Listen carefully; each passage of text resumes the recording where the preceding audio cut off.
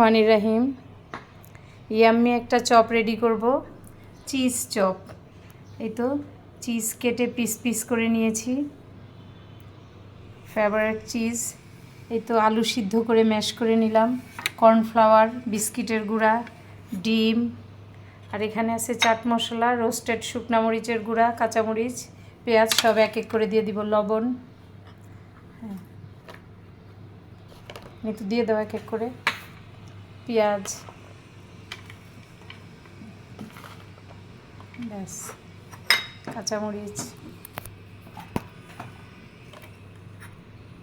চাট মশলা, লবণ পরিমাণ মতো, ওকে। আর দিয়ে দিব 2 স্পুন কর্নফ্লাওয়ার, তাহলে বাইন্ডিংটা ভালো হবে, খেতেও মুচমুচে হবে। It's okay. এবার মেখে নাও।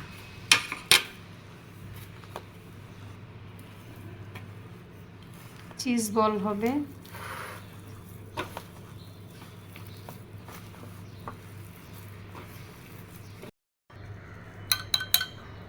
ডিম, 2টা ডিম মিক্সড করে নিলাম হালকা একটু লবণ দিয়ে। তো চিজ বল বানানো হচ্ছে। আলু ভর্তাটা দিয়ে সাথে একটা চিজের পিস দিয়ে দিলাম এখান থেকে।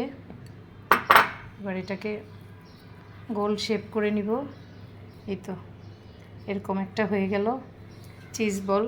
তারপর দিয়ে দিব একটু ডিম লাগিয়ে গায়ে বিস্কিটের গুঁড়া দিয়ে দিব। খুবই সহজ, পাকঘরে থাকা উপকরণ দিয়েই হয়ে যাবে ইনশাল্লাহ। এই তো তেলে ভেজে নিলেই ব্যাস, এটা ভেজে নিলেই চিজ বল। বিসমিল্লাহ, একটা হয়ে গেল। এক এক করে সবগুলি বানিয়ে নিব। কিনাটা বেশি ড্রাই। এই তো কিনাটা করি যখন গেস্ট টেস্ট আসে তখন। এক এক করে চিজ বল সব বানিয়ে নিচ্ছি।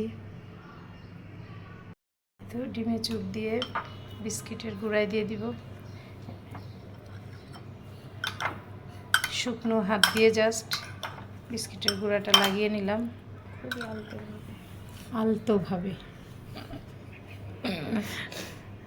নিতু বলছে আলতোভাবে, তাই আমি আলতোভাবে টাচ করছি যেন ওর গায়ে একদম না লেগে যায়।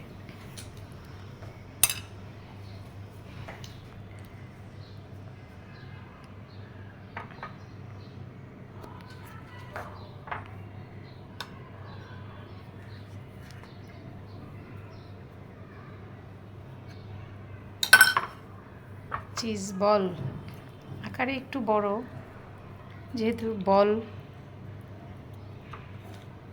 চাইলে এটা তেলে ভেজে সস দিয়ে একটু আলাদা করে ওই স্টাইলে আরেকদিন করব, ওটাও আশা করি ভালো লাগবে।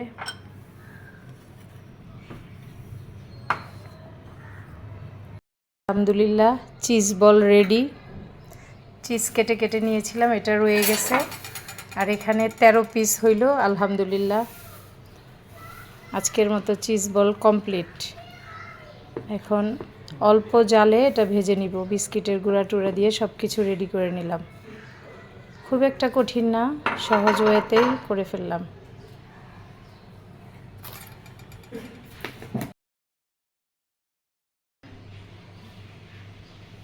চিজ বল বানালাম, পটেটো চিজ বল। মাশাল্লাহ, লোভনীয় লাগছে। এই তো আজকে একটু ভাজা পোড়া কম, পেঁয়াজু, বেগুনি, আর এখানে কি আছে, ডিম চপ। ডিম ভেজে মশলা দিয়ে পেঁয়াজ কাঁচামরিচ দিয়ে দেন ওটা পিস পিস করে ভেজে নিই। এটা হচ্ছে ঘুগনি, এটা কি খেজুর, এই তো পেঁপে। আলহামদুলিল্লাহ, আজকের মতো ইফতার রেডি। অনেক ভালোবাসা দিয়ে এই ইফতার রেডি করা হয়, এটা বুঝতে হবে। আলহামদুলিল্লাহ।